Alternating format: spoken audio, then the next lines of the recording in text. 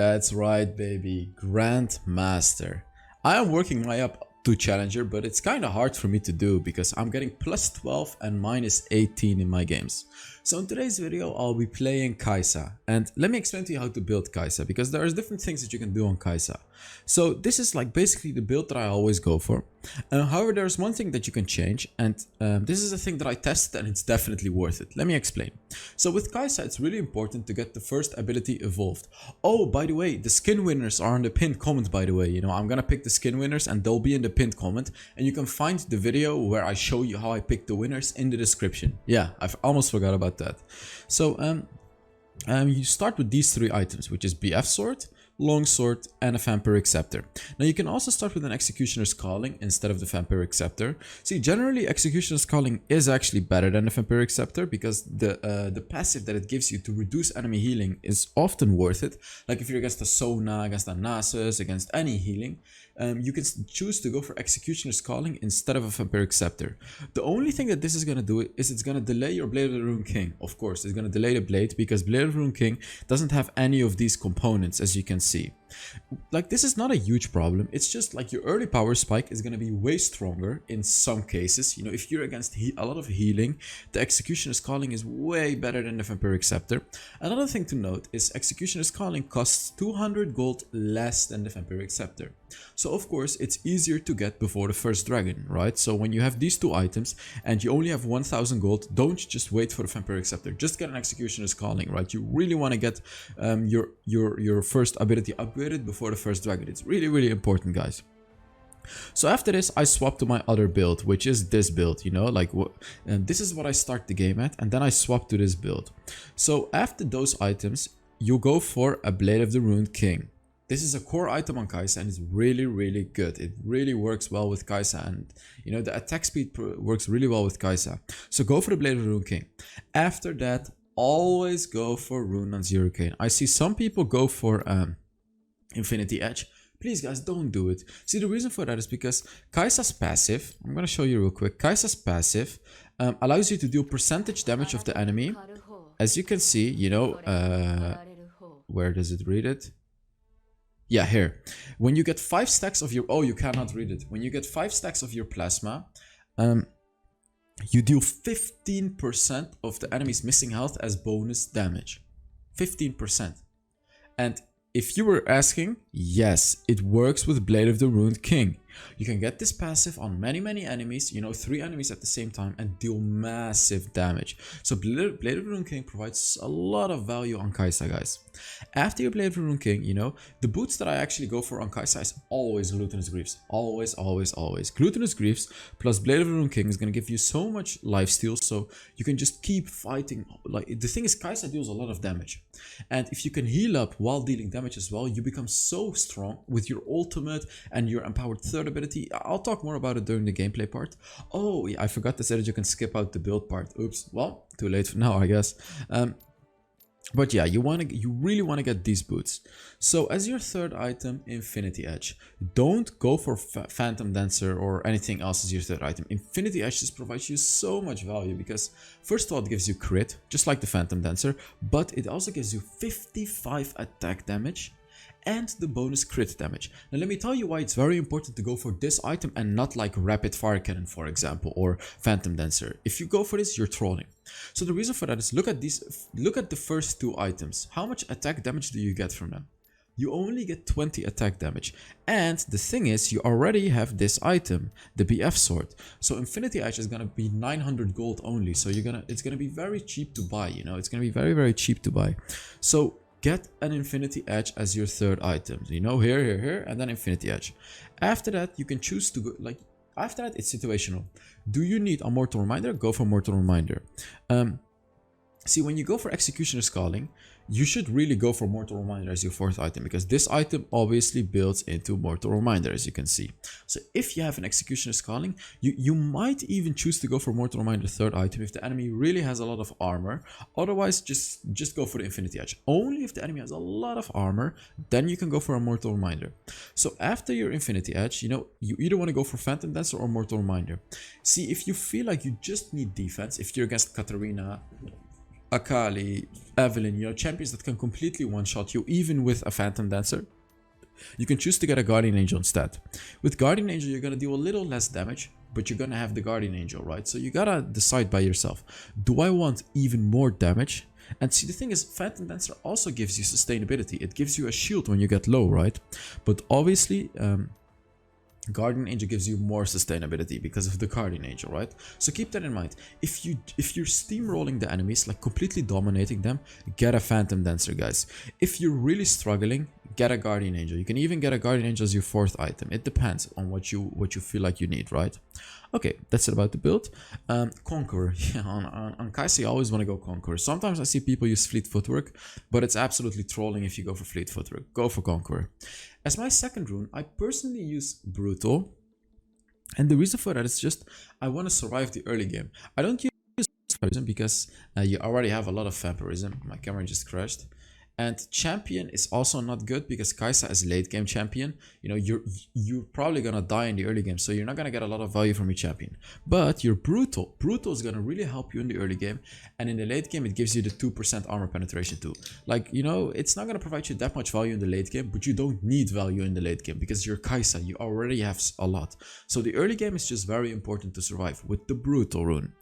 As my 3rd rune, I like to use Spirit Walker because it's just very nice to be able to roam around easily. And again, early game 50 health, which is really good, you know, to get the 50 health bonus in the early game. And the 20% slow resistance is very nice, right? Like if you're against a Janna or something, she's not gonna slow you as much.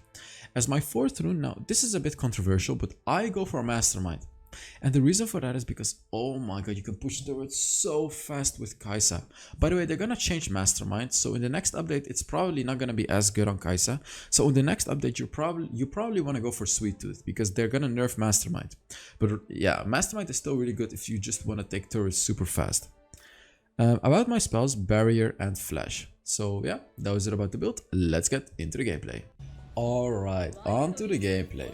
So I'm playing Kaisa, and in this game I actually had a Blitzcrank in my team that, you know, I don't like to say it, but it was pretty bad. But, you know, you guys will see.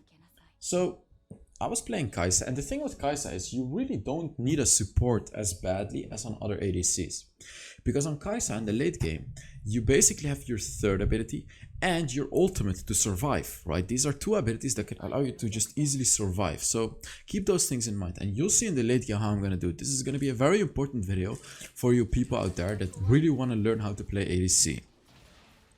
So Kaisa in the early game is really not that good. You know, it's kind of weak because the only thing that's actually good in the early game is if you can get an isolated ability, which means that you can hit your first ability on one enemy only, right? Like when you catch out one enemy and just hit your first ability on that enemy. So let me just fix my camera real quick. By the way, guys, you know, I'm doing a new skin giveaway for June. Again, I'm gonna be giving away 15 skins in June. And all you gotta do to enter, of course, is just put down a comment under the video. Also, give this video a like. It really helps the channel a lot, you know, if you just give the video a like. So take a look at this. As you can see, we're against a Seraphim and what is that other champion? A Jinx, which is a very important, very annoying combination. And the way that you want to play against this, especially with a Blitzcrank, is you really just want to wait for your Blitzcrank to hook. You really can't do anything else. Like, oh, he actually hit a hook. Wow, that's impressive. You guys will see later in the game and understand why I just said impressive. So, you don't want to step up because Jinx and Seraphim are just gonna outdamage you. Like, take a look at this. We do actually step up here, and you can see the mistake. You can see the mistake. I just said it. I just said you don't want to step up, and as you can see in the game itself, I did step up. Of course, that cost us the fight, and now I had to backport, and it's gonna cost me minions. See, this is a big mistake that you really shouldn't make in the lane.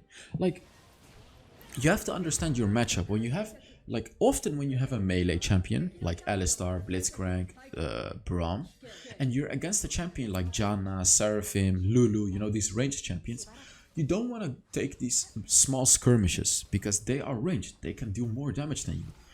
You're only good at all-ins. Like when you go all-in on the enemy, you can stun, like then you can actually do something. And just as I said, when you have a Blitzcrank, you don't want to go for small trades. You only want to go for an all-in when the Blitzcrank hooks the enemy, right? That's how it works. So keep those things in mind, guys, when you're playing ADC. My Blitzcrank actually just died, so I need to abandon my turret here, unfortunately. I really can't do much. Like here I was thinking like, should I go? But I shouldn't go because Jinx is level 5, so she has an ultimate. Diana is there, so she can dive me. Seraphim, you know, I really had to go back there. And this is also a thing that you have to understand, guys. Sometimes you gotta take the L, right? Sometimes you just, you know, you gotta accept your defeat, like I did here, and leave some minions. You know, you'll lose some farm, but it's better to lose farm than to lose, like, it's better to lose farm than to die and then still lose the farm. You get my point here, guys? Like, you know, sometimes you just gotta give up some farm just to go back, be safe, buy items, and then come back. You know, you'll lose a few hundred gold, but whatever, it's okay as long as you don't die, because if you die you'll lose even more, and you're gonna give the enemy a gold as well. So keep that in mind, guys. You know, when you're this is a really important tip that I have for you guys. Keep in mind how much gold you're gonna give the enemy when you die, and also how much experience. Like when I die now, I'll give the enemies like 300-400 gold. So is it worth to lose 200 gold of minions for not dying? Of course, yes, it is worth it, guys. So in these scenarios, just go back. You know, let the farm, screw the farm. Like screw the farm, just go back, stay alive, buy items, and you know, just do your thing. That's what you need to do. Okay, so take a look at this. The dragon is up, and I just need a little bit of gold to get my item. And this is not good for us. Like, we really shouldn't take this fight. Like this is not looking like a good fight for us right now, because I don't have my items. I don't have my items for the upgraded first ability. And that's of course because I left my lane. You know, I left my lane, I lost a lot of gold, but again, it is better to just leave your lane than to die as well. So what I'm doing here is I'm just farming, you know. I really want to get, and now I have enough gold. Like now I can actually buy my items, and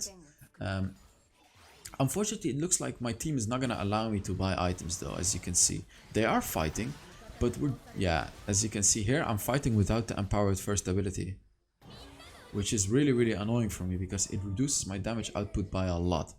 So I didn't fully engage because, as you can see, the Lee Sin is pushing the top lane turret. So the Lee Sin actually understood that this is not a good fight for us. So what he's doing instead is he's trying to push the top lane turret because he wants to trade the top lane turret for the dragon, which is definitely a fine trade, guys. This is definitely an okay trade. Because I didn't have my upgrade, so that means we can't fight. And if he gets the turret now, you know, it's gonna be really good for us because we're all gonna get golden experience and get ahead. Like, as you can see, he took the first turret, so you know, we at least we got something out of it, right, guys? And this is also a thing that you guys really have to learn. And this is that sometimes it's actually better to take a turret instead of the dragon. I've been playing duo queue with a very good player, which is Leon. He's a challenger player, and you know, I really learned a lot from him as well. Like, you know, taking turrets, by the way, he's the Lee Sin. Taking turrets, especially the first turret, is often actually worth more than a dragon. Whoa, look at that Jinx damage. I'm pretty sure the Jinx upgraded the second ability first. Look at that damage, that's crazy. So you know, in a scenario where you have a losing matchup against the enemies in a 5 versus 5, what you want to do is just get the Baron lane turret. As a jungler and a Baron laner, just get the Baron lane turret, you know? That's what you want to do. Don't force a 5 versus 5 fight that's losing for your team. Like, that's literally the way to lose the whole game. Keep that in mind, guys. It's really important to understand. So they're winning this fight, so what I'm doing instead, as you could see, I immediately returned to my lane, and the reason for that is because they killed Jinx. And the fact that they killed Jinx allows me to just hard push this turret, and I have Mastermind, guys. So take a look at this. With the Mastermind rune, look at how much damage I'm dealing to the turret. However, as you can see on the map, they're rotating to me. Don't be greedy for a turret, because I could have probably gotten the turret, but what would have happened then? They would have killed me, and they would have likely pushed my turret as well. So, you know, I'll trade a turret for my turret and being dead, which is of course not worth it, right? So keep that in mind, guys, when pushing turrets. Don't always be greedy for the turret, because if you die, it's not always worth it. And here, you know, I actually want to dive the Jinx, because I have a Blitzcrank in my team. And yeah, you know, I want to dive this Jinx, and it's a very easy kill.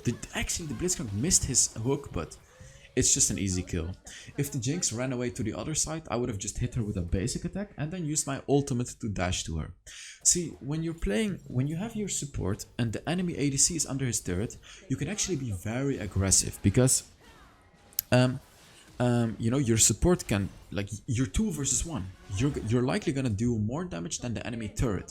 So in a case like that, just go for the dive, kill the enemy ADC and push the turret. That's what you should do. Don't just stay back and only push. Kill the ADC and push the turret. You know, get the most out of the situation, guys. So unfortunately we're losing the top lane turret, but it's fine. Like, I'm just feeding myself in this game and Diana's rotating to me, but he, as you can see, he's pretty low. And I still have my ultimate. So what am I gonna do? I'm gonna use my ultimate. I use my flash to get into his range. And the Jinx had 2 crits with only 1 item. That is so unlucky. That is so unlucky that I died there. I should have definitely survived that. Like, the Jinx only has 1 item. Wait, how many items does Jinx actually have? Pretty sure it's only 1 item. But yet she still got 2 critical hits on me, which was kinda unlucky, you know? But it's fine, you know, it's still worth the trade, because my team was rotating.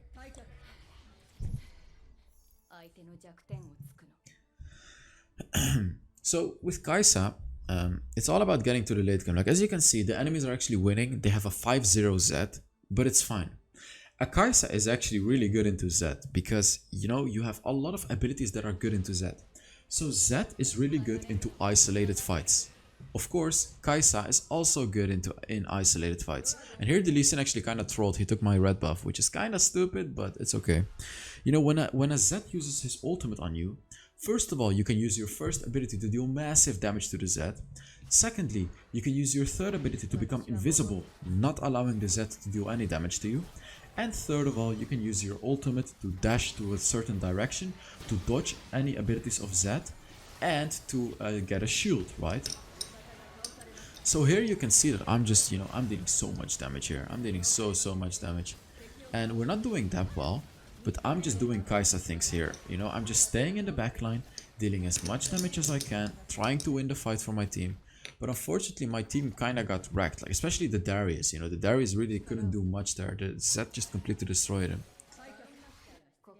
So here, you know, I was kind of afraid that my Ahri would die, so I didn't backport. But I should have just backported there, you know. I just didn't want to lose the mid lane turret, that's why. The Infernal Dragon is up, by the way, and we should really contest this one. And here, about what to build, I'm getting Stasis Enchant very early because we're against a Zed, you know. If the Zed focuses me, Stasis Enchant is gonna easily allow me to survive, you know. In combination with all my abilities, Stasis Enchant, I should never ever die to Zed, never. Like, you should never die to a Zed like that. He missed the hook, unfortunately. So what I'm gonna do here is I'm not gonna waste my time. I'm just gonna push the lane and then I'm gonna take the fight. Because pushing lane is gonna put pressure on the enemies, you know. It's just a win situation for your team. Just push the lanes when you can. So here I have to be really careful. Don't go out of position, guys. Stay behind the front lines, which is the Blitzcrank right now, and the Darius. Stay with them. Don't be alone as a Kaisa, guys. Because the enemies are just gonna kill you.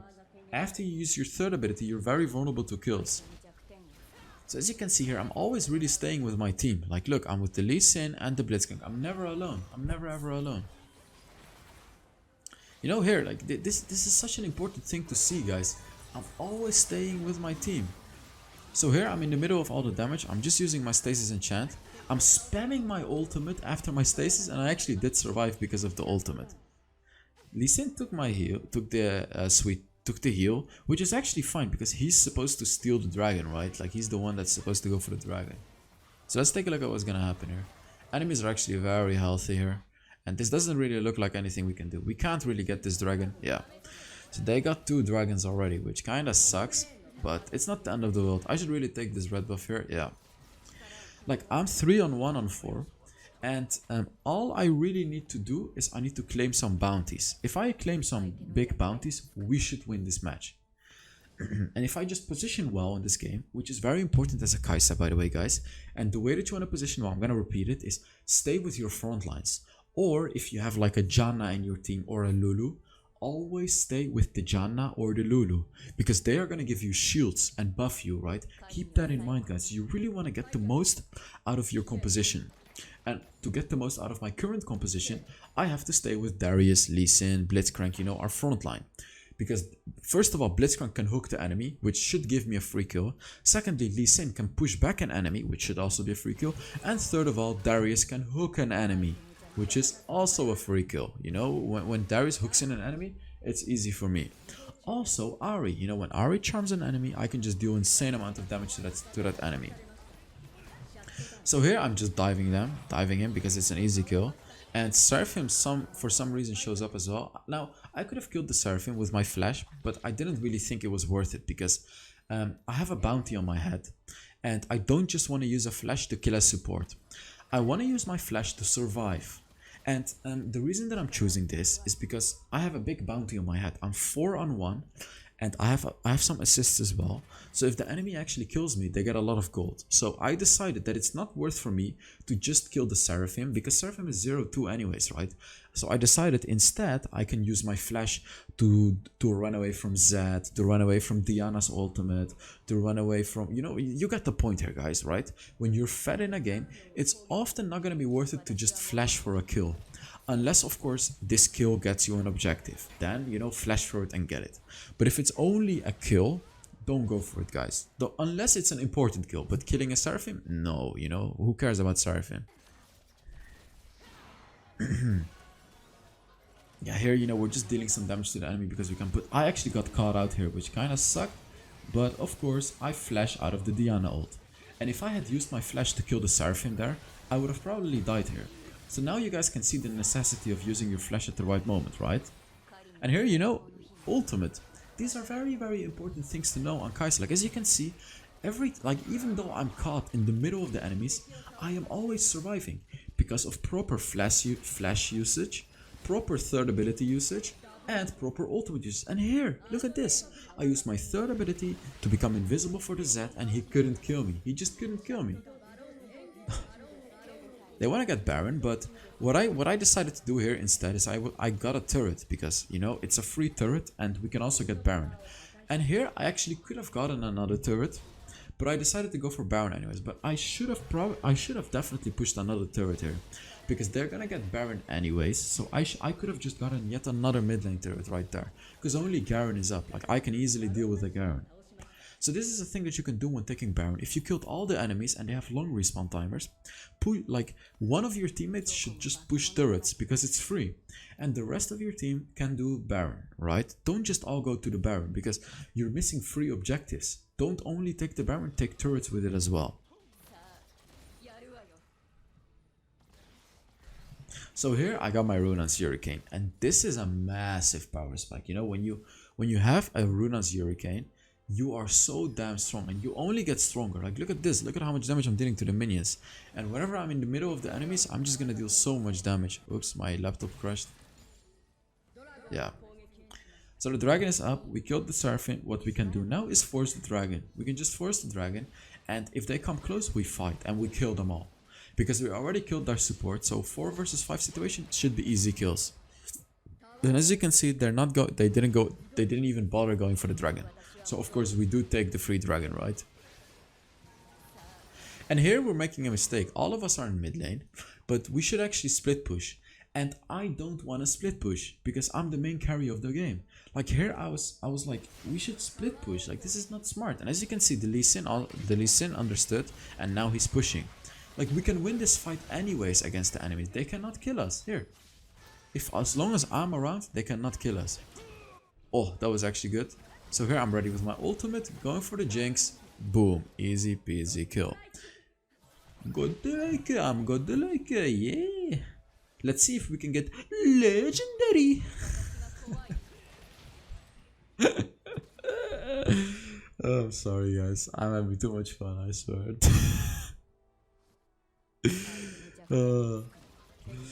Okay.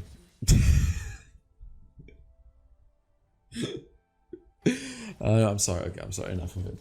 Yeah, so here, you know, the Baron ran out. But what I'm doing is I'm just pushing, getting as much gold as I can. And this is also a very important thing to do. When you're playing a carry champion like Kaisa, try to get as much gold as you can. Take the enemy jungle, take minions, take your jungle, take everything. You want to feed yourself as much as you can. So you become a big strong guy that can hard carry the game. Keep that in mind. As you can see here, the team is actually... Oh, look at it, Darius! Oh, he almost made a sick play. Almost. Almost. At this point, as you can see, I've been playing this whole game without a support. But it's okay, because I'm Kaisa. This is what Kaisa can do. You can just support yourself with your abilities. And if you carefully look at how I was fighting throughout this game, and also the upcoming fights, you will see how important it is to properly use your abilities. And just really look at how I use my abilities, Become invisible when you feel like you have to. Don't just randomly use your third ability. Because I see so many Kaisa players just randomly use their third ability. They don't actually time it correctly. For example, when the Zed uses his ultimate, that's when I use my third ability, to become invisible. Or when... Oh, he actually took the red buff. The Jinx took the red buff. Or when the enemy wants to go for you, you can use your third ability to escape, right? These are all very, very important things to understand. Yeah, take a look at this. Let's take a look at this fight. Ari actually goes in.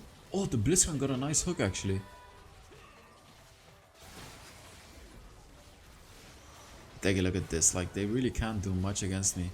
I got an... Oh, that was so good actually. Because I got an isolated first ability on the Jinx. That's how I actually completely destroyed her. Hello, I got legendary. Yeah, I did actually get it. Nice. Feels good, man.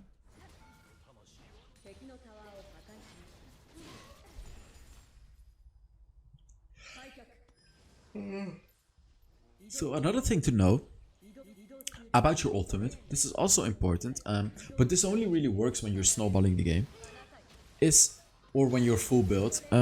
You can actually use your ultimate to dash to the backline of the enemies.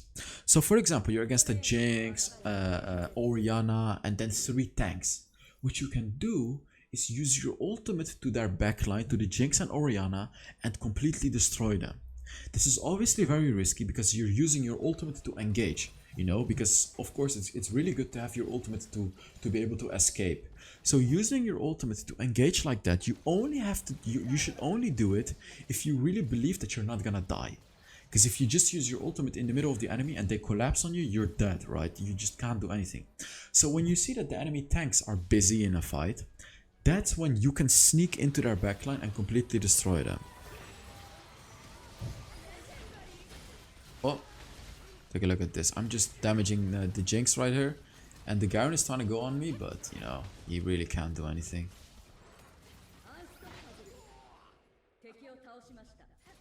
There it is. How many legendaries did we already get? Here it is at, what is he gonna do? What is he gonna do? What is he gonna do? He cannot do anything. Oh man, I really hope you guys enjoyed this video. I had a lot of fun making it, and I really hope that I can reach Challenger. My elo gain is so bad. It's in Master it was plus 14 minus 16 I think, and in Grandmaster it's plus 12 minus 18. Yeah, in Master it was plus 14 or 15. Yeah, as you can see, plus 14. What the hell is that in Master? And here, how much damage did I deal? 37,000 damage. Crazy. So, oops. Thank you guys very much for watching. And yeah, wait, I need to fix my camera. My camera is a bit too high. Yeah, I will see you all in the next Wild Rift video. Bye bye.